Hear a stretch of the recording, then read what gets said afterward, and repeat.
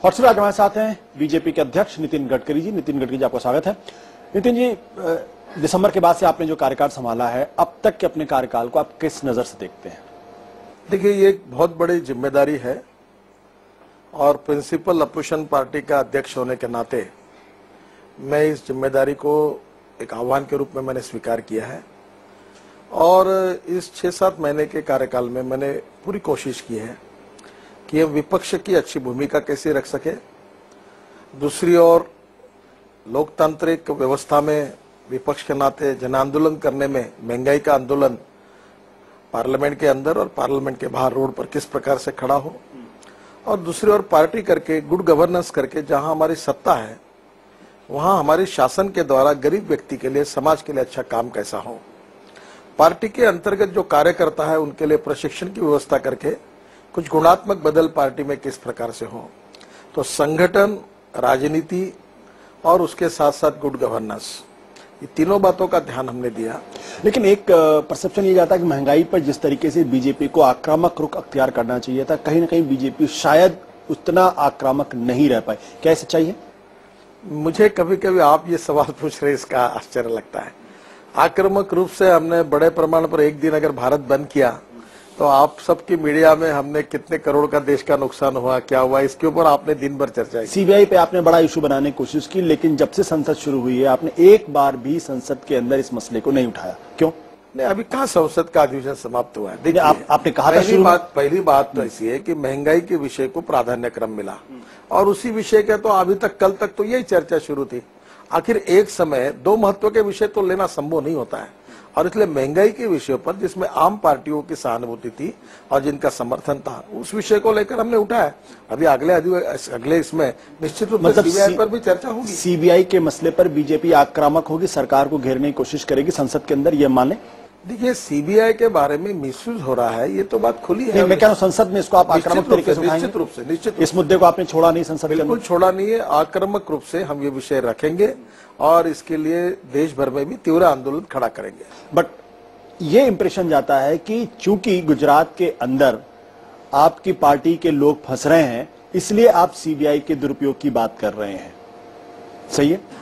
देखिए, मुझे एक बात बताइए, उत्तर प्रदेश के दोनों ही हमारे जो प्रमुख नेता है, मुलायम सिंह जी और मायावती जी, और बिहार में लालू प्रसाद जी, इनके तीनों के सीबीआई के केस में समय समय के ऊपर जो एफिडेविट बदल गए और जिस प्रकार के स्टैंड बदल इशू है। मैं कह रहा हूं कि जब अमित शाह का मसला आता है, जब मुलायम सिंह के एफिडेविट बदली, जब लालू प्रसाद यादव के बारे में बात हुई, तब बीजेपी ने इस मसले को उतनी गंभीरता के साथ नहीं उठाया। अमित शाह का मसला आया तो बीजेपी इसको गंभीरता के साथ उठाने की कोशिश कर रही। कहीं ऐसा तो नहीं कि अमित शाह फंस रहे हैं, पार्टी फंस रही, इसलिए बीजेपी को याद आ रही है? देखो, ये फंस रही या फंसे है ये तो बात अदालत तय करेगी।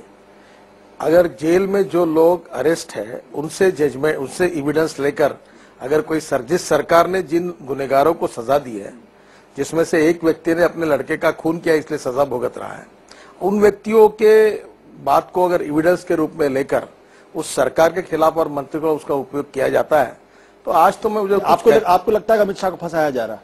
100% ये पूरी साजिश। अगर आप गुजरात की, मुझे बताएं, सोहराबुद्दीन कौन था जिसके ऊपर 22 गुने हैं? टाड़ा के 2 गुने हैं। नहीं, आपको जिस बात को सोहराबुद्दीन की बात को लेकर चल रही है, मैं इस देश की मीडिया को आपके मार्फत सवाल पूछना चाहता हूं कि सोहराबुद्दीन कौन था जिसके कुएं में क्या? सोहराबुद्दीन एक अपराधी था, तो क्या मार देना चाहिए उसको? मुझे बताइए, मणिपुर में 111 इनकाउंटर हुए। नहीं, मैं सोहराबुद्दीन में सवाल कर, सोहराबुद्दीन अपराधी था इसलिए सोहराबुद्दीन को मार देना चाहिए? क्या करना चाहिए? गले में हार डालना चाहिए? नहीं, मैं पूछा हूं आपसे। मैं आपसे पूछ रहा हूँ क्या करना चाहिए? क्या आतंकवादियों को इस देश में फांसी की सजा नहीं? क्या सिर्फ इसलिए मारना चाहिए क्योंकि वो अपराधी है? कानून है, रूल ऑफ लॉ है, अदालत है। एक बात बताइए, आज तक नेशनल ह्यूमन राइट कमीशन के पास 600 केसेस पेंडिंग है। 111 केसेस मणिपुर की फेक इनकाउंटर की। 300 केसेस। आप पार्टी के राष्ट्रीय अध्यक्ष हैं, प्रिंसिपल अपोजिशन पार्टी है, 6 साल आपकी सरकार के अंदर। मैं साफ इस मत का हूं, जो आतंकवादी है, जो राष्ट्र विरोधी है, जो इस देश में आतंक के साथ निरपराध लोगों की हत्या करने की साजिश रचते हैं, जिनके ऊपर 22 गुने हैं 4 राज्यों में, केवल गुजरात में नहीं, राजस्थान, महाराष्ट्र, आंध्र और गुजरात, 4 राज्यों में जिनके खिलाफ गुनाह है, ऐसे गुनहगार के ऊपर अगर सरकार सख्ती से कोई कड़ी कार्रवाई करती है तो मुझे उसमें कोई गलत नहीं लगता। सख्ती का मतलब फर्जी एनकाउंटर?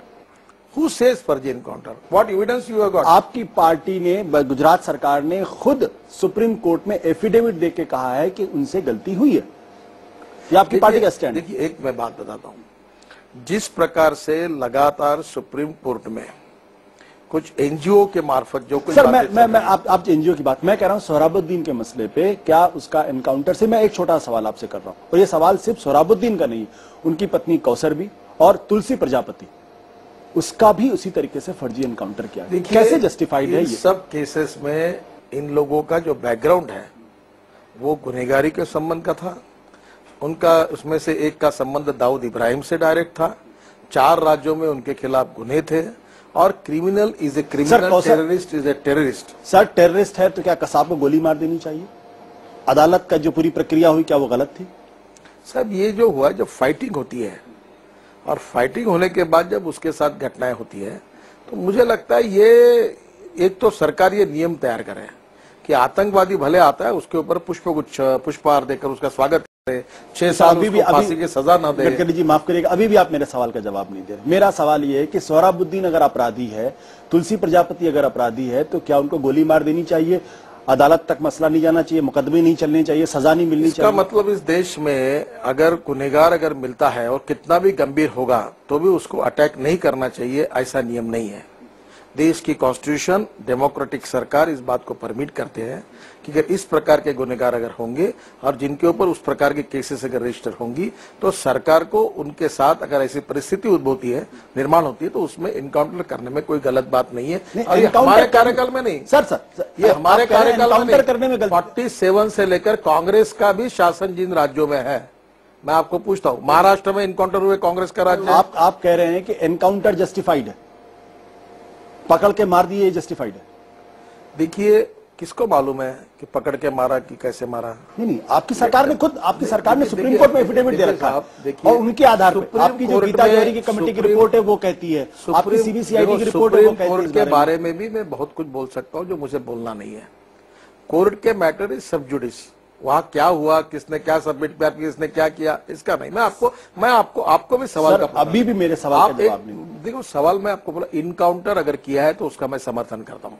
आपको सवाल का जवाब मिल गया। दूसरी बात, एनकाउंटर, आप मुझे अधूरी बात मत रोकिए। मैं आपको पूछ रहा हूँ, मणिपुर में 111 इनकाउंटर हुए जहां कांग्रेस का राज है, उत्तर प्रदेश में 300 इनकाउंटर हुए जहां मायावती जी की सरकार है, महाराष्ट्र में करीब 70-80 इनकाउंटर, अगर वो गलत हैं तो क्या बीजेपी आंध्र प्रदेश में गलत करेगी? और दूसरी बात, सर, इसको इनकाउंटर करने में सुप्रीम कोर्ट ने ये केस सीबीआई को इसलिए दी कि आंध्र प्रदेश के पुलिस भी इसमें इन्वॉल्व है। तो मैं पूछना चाहता हूं कि आंध्र प्रदेश की पुलिस भी इस इनकाउंटर से संबंधित है, वो भी आरोपी सुप्रीम कोर्ट ने कहा है, तो फिर आंध्र प्रदेश की पुलिस को छोड़ दिया और इन्हीं के ऊपर कार्रवाई क्यों हो रही है? ये मसला तो सुप्रीम कोर्ट के विवेक पे। मैं तो छोटा सा सवाल कर रहा हूं, छोटा सवाल, क्या आप एनकाउंटर को जस्टिफाइड मानते हैं सिविलाइज सोसाइटी के अंदर? मैं साफ रूप से मानता हूं कि जो क्रिमिनल्स है, जो सुधर नहीं सकते, उनको गोली मार देना चाहिए। है, अगर वो इस प्रकार से जो समाज की व्यवस्था को उखाड़ कर फेंक देना चाहते हैं, ऐसे फोर्सेस के साथ प्रतिकार करते समय अगर ऐसी घटनाएं होती है तो मैं उसको जस्टिफाई मानता हूं, उसका समर्थन। प्रतिकार करते समय अलग बात है कि अगर आप चेज कर रहे हैं, सेल्फ डिफेंस में कर दिया, उसकी इजाजत संविधान देता है। वेट फॉर सम डेज, लेकिन मैटर इज सब जुडिस।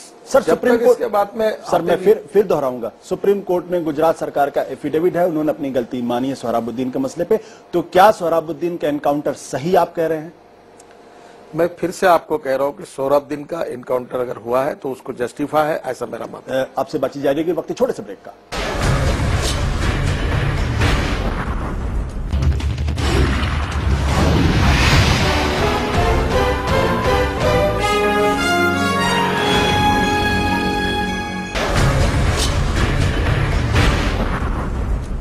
हॉटस्पॉट हमारे साथ है नितिन गडकरी साहब। नितिन गडकरी साहब का स्वागत है। नितिन गडकरी साहब, ब्रेक के पहले हम सोहराबुद्दीन एनकाउंटर और सीबीआई के बारे में बातचीत कर रहे थे।